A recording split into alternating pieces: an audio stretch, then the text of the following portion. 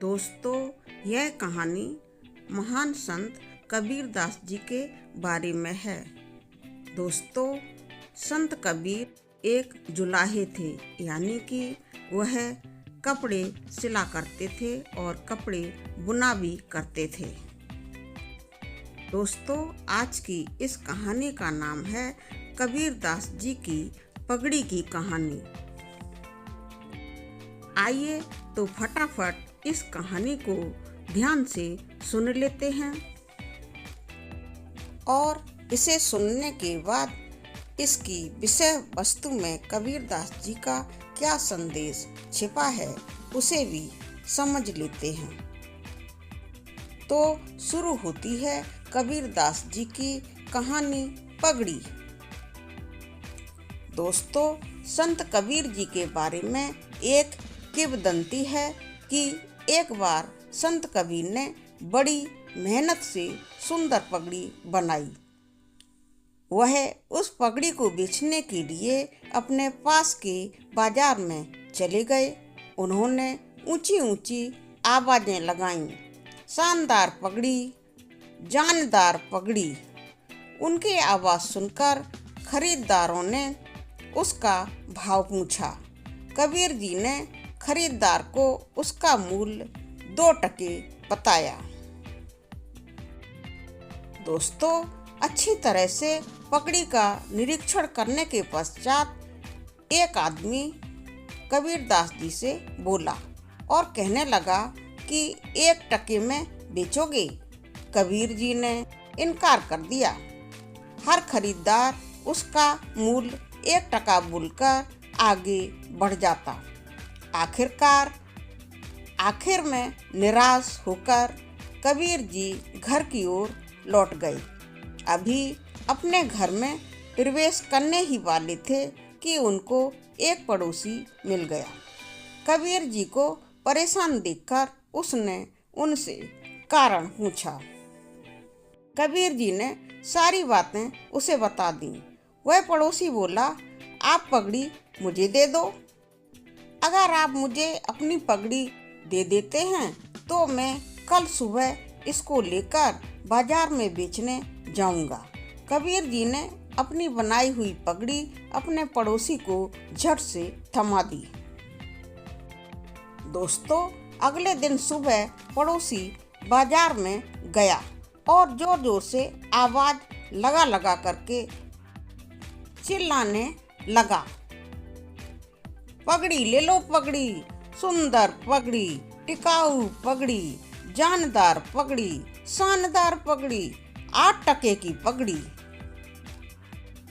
अब दोस्तों, होता क्या है कि पहला खरीदार पगड़ी का दाम सुनकर कबीरदास जी के उस पड़ोसी के पास बाजार में आ गया, जो कि बाजार में पगड़ी बेच रहा था।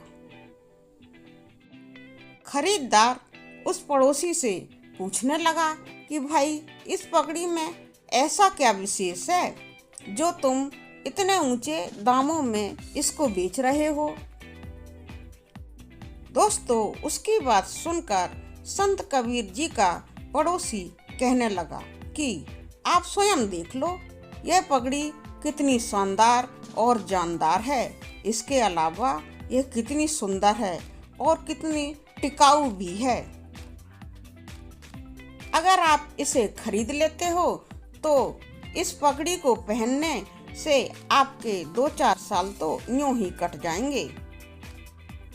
ऊपर से सर्दी, गर्मी, बरसात, हर मौसम से आपके सिर की रक्षा करेगी।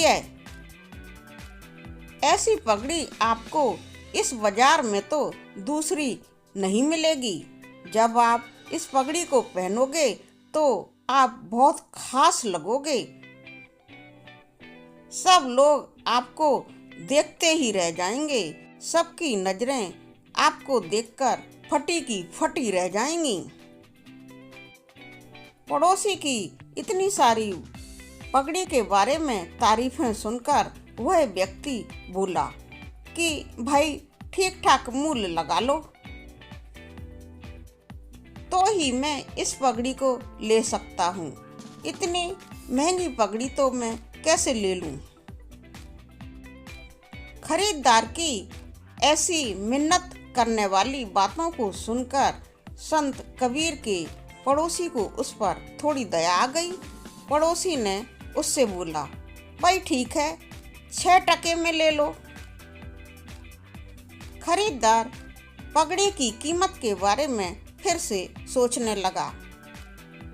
शायद 6 टके में पगड़ी को खरीदना उसकी औकात से बाहर की बात थी। थोड़ी देर सोचने के बाद वह फिर से काफी सोच समझकर पड़ोसी के साथ अच्छा व्यवहार करते हुए पड़ोसी से बोला, भाई तुम्हारी यह पगड़ी 6 टके में लेना तो मुझे जरा मुश्किल लग रहा है, इसलिए कुछ ऐसा करो कि तुम मुझे यह पगड़ी 5 रुपए में दे दो। दोस्तों, खरीदार की इस बात को सुनकर महान संत कबीर का वह महान पड़ोसी उस खरीदार को 5 रुपए में ही पगड़ी देने के लिए तैयार हो जाता है और खुशी खुशी वह पगड़ी उस खरीदार को दे देता है। खरीदार भी पगड़ी का मूल्य 5 रुपए उस पड़ोसी को दे देता है। बस फिर क्या, पड़ोसी सरपट सरपट दौड़कर कबीरदास जी के पास आता है और संत कबीर को बुलाकर उनको 5 रुपए जो कि पगड़ी का मूल्य उसको मिला था, कबीरदास जी के हाथ पर रख देता है। दोस्तों, महान संत कबीर अपने पड़ोसी की द्वारा उनकी इतनी बड़ी सहायता किए जाने के लिए उसको धन्यवाद कहते हैं। लेकिन इसके साथ ही महान संत कबीरदास जी अपने उस पड़ोसी को बोलते हैं कि दोस्तों, यह एक दोहा है जो कि मैं आपको बोलकर सुनाती हूँ कबीरदास जी के शब्दों में। सत्य गया पाताल में, झूठ रहा जग छाए, 2 टके की पगड़ी 5 टके में जाए। दोस्तों, आप संत कबीर के इस दोहे को वैसे तो समझ ही गए होंगे, लेकिन फिर भी मैं इसका सटीक उत्तर आपको बता देती हूँ। दोस्तों, इसका अर्थ है कि इस संसार में ऐसा बहुत बार होता है जब सत्य उचित कीमत पर नहीं बिकता और झूठ अक्सर ऊंची कीमत पर बिक जाया करता है। तो दोस्तों, बहुत ही ज़्यादा शिक्षाप्रद यह कबीरदास जी की कहानी पगड़ी एवं इस कहानी की विषय वस्तु आपको कैसी लगी, प्लीज कमेंट सेक्शन में लिखकर अवश्य बताएं। वीडियो को लाइक और शेयर करें और हाँ दोस्तों, हमारे चैनल को आप अवश्य सब्सक्राइब कर लें और इस तरह से हमें सपोर्ट करने की थोड़ी कोशिश करें। कहानी पसंद न आने पर आप वीडियो के ऊपर डिसलाइक भी कर सकते हैं, लेकिन अगर आपको कहानी पसंद आई हो तो निश्चित रूप से लाइक करें, कमेंट करें और चैनल को सब्सक्राइब करें। दोस्तों, धन्यवाद। महान संत कबीर को मेरा कोटि कोटि नमन। नमो बुद्धाय।